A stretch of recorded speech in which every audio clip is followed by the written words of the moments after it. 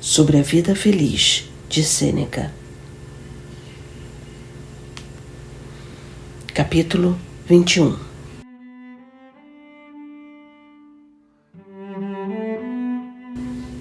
Mas como pode este homem estudar filosofia e, ao mesmo tempo, viver a vida de um homem rico?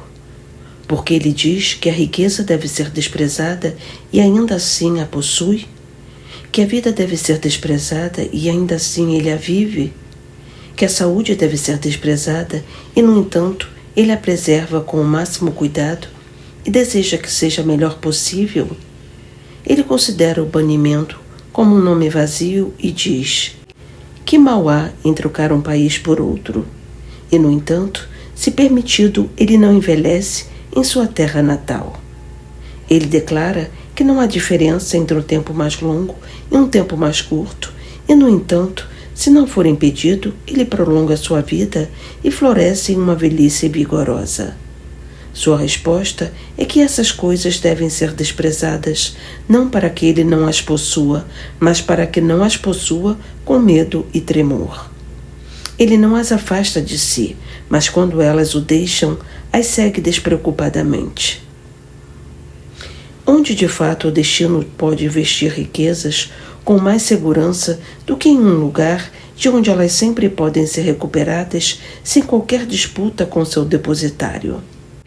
Quando Marco Catão elogiava Cúrio e Coruncânio, naquele tempo em que a posse de algumas pequenas moedas de prata era uma ofensa punida pelo censor, ele próprio possuía 4 milhões de sestércios, uma fortuna menor que a de Crasso, mas maior que a de Catão, o censor.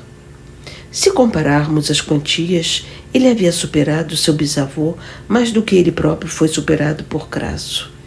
E se riquezas ainda maiores caíssem em sua sorte, ele não as teria rejeitado, pois o homem sábio não se considera indigno de qualquer acaso que se apresente.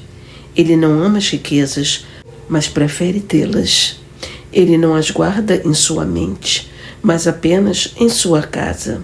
E ele não rejeita o que já possui, mas mantém e deseja que sua virtude tenha um campo de ação ainda maior. Quem pode duvidar de que o sábio, se for rico, tem um campo mais amplo para desenvolver suas habilidades do que se for pobre?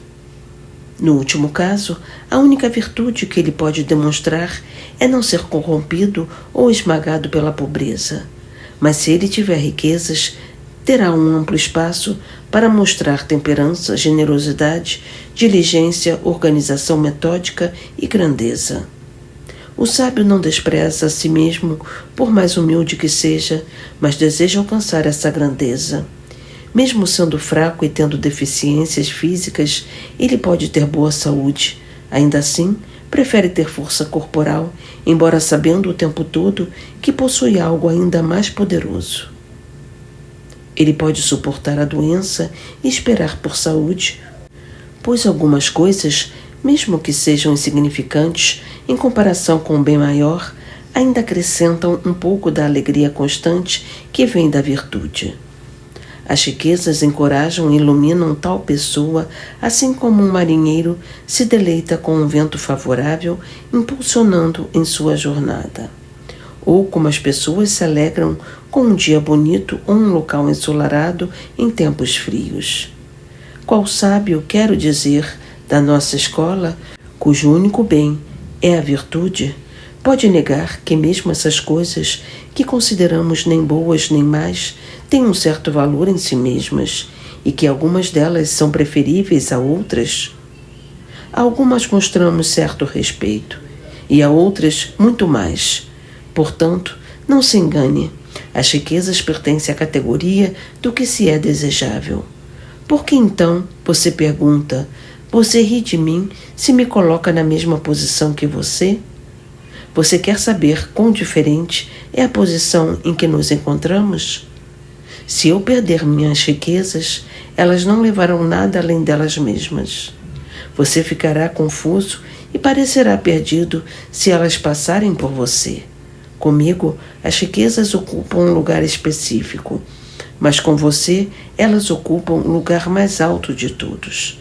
Resumindo, as minhas riquezas pertencem a mim e você pertence às suas.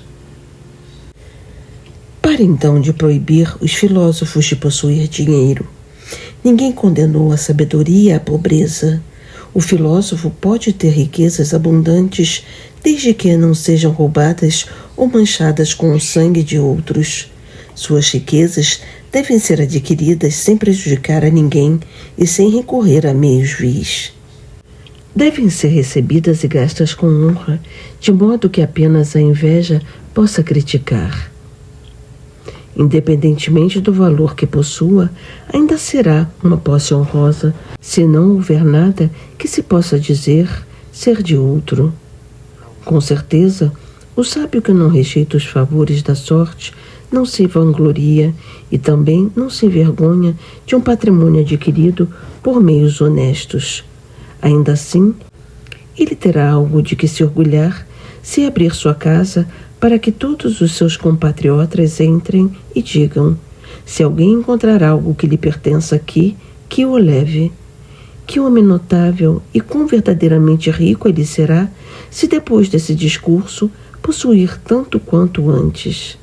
Portanto, afirmo que se ele puder submeter suas contas com segurança e confiança à avaliação do povo e ninguém encontrar qualquer irregularidade nelas, esse homem pode desfrutar de suas riquezas com coragem e sem disfarces. O homem sábio não permitirá que dinheiro suspeito cruze sua porta, mas ele também não recusará ou fechará as portas para grandes riquezas se elas forem presentes da sorte e fruto da virtude. Por que ele deveria rejeitá-las? São bons recursos, que venham e sejam seus convidados. Ele não se gabará nem os esconderá. O primeiro comportamento é próprio de um tolo, o segundo de um espírito covarde e mesquinho, que, por assim dizer, esconde uma boa coisa em seu colo. Ele não os expulsará de sua casa, como mencionei antes. O que ele diria? Você é inútil, ou não sei como usar a riqueza? Da mesma forma, embora possa viajar a pé, prefere fazer isso com um veículo. Ele pode ser pobre, mas deseja ser rico. Pode possuir riquezas, mas as vê como uma posse incerta, que pode voar longe dele um dia. Ele não permitirá que se tornem um fardo para si mesmo ou para qualquer outra pessoa. Ele as compartilhará. Por que você aguça os ouvidos? Por que estende a sua bolsa? Ele dará a quem merece ou a quem tenha potencial para merecer, escolhendo com grande prudência os mais dignos, lembrando-se de prestar contas tanto dos gastos quanto dos créditos. Dará por motivos justos, pois um presente inadequado é inútil. Ele terá a bolsa aberta, mas não furada, permitindo que muito saia sem desperdício excessivo. Quem acredita que doar é fácil está enganado. Oferecer generosidade apresenta grandes desafios quando fazemos de forma racional, ao invés de espalhá-la impulsivamente e aleatoriamente. Eu presto um serviço a este homem, retribuo uma boa ação feita por aquele e ajudo o outro por compaixão. Ensino alguns até a não permitirem tornar-se alvos bons para a pobreza, reter ou degradar. Não darei nada a alguns, mesmo que estejam necessitados, pois mesmo se eu der, ainda continuarão necessitados. Oferecerei minha generosidade e a imporei à força a outros. Não posso negligenciar meus próprios interesses enquanto faço isso. Em nenhum momento torno mais pessoas devedoras para comigo do que quando estou doando coisas. Então dirá: você dá para receber novamente? Respondo: o que eu dou deve ser investido de tal forma que, embora eu não possa exigir sua devolução, possa ser retribuído a mim. Um benefício deve ser tratado como um tesouro enterrado nas profundezas da terra, algo que você não desenterraria, a menos que fosse realmente necessário. Por que limitar as oportunidades de fazer o bem apenas à casa de um homem rico? Por que considerar o comportamento generoso devido apenas àqueles que estão vestidos com uma toga? A natureza me pede para fazer o bem à humanidade. Que diferença faz se são escravos ou homens livres, nascidos livres ou emancipados, se sua liberdade foi adquirida legalmente ou concedida por acordo entre amigos? Onde quer que haja um ser humano, há uma oportunidade para um benefício. Assim, o dinheiro pode ser compartilhado, inclusive dentro dos nossos próprios lares, ao praticarmos a generosidade. Assim chamada, não por ser direcionada a pessoas livres, mas porque emana de uma alma liberta. No caso do homem sábio, ele nunca desperdiçará sua generosidade com receptores vis e indignos. Nunca ficará esgotado e sempre que encontrar um sujeito valioso, fluirá como se seu suprimento não tivesse diminuído. Portanto, você não tem motivos para interpretar mal a linguagem honrada, corajosa e espirituosa que ouve daqueles que estudam a sabedoria. E antes de tudo, observe que um estudante de sabedoria não é o mesmo que um homem que se tornou perfeito em sabedoria.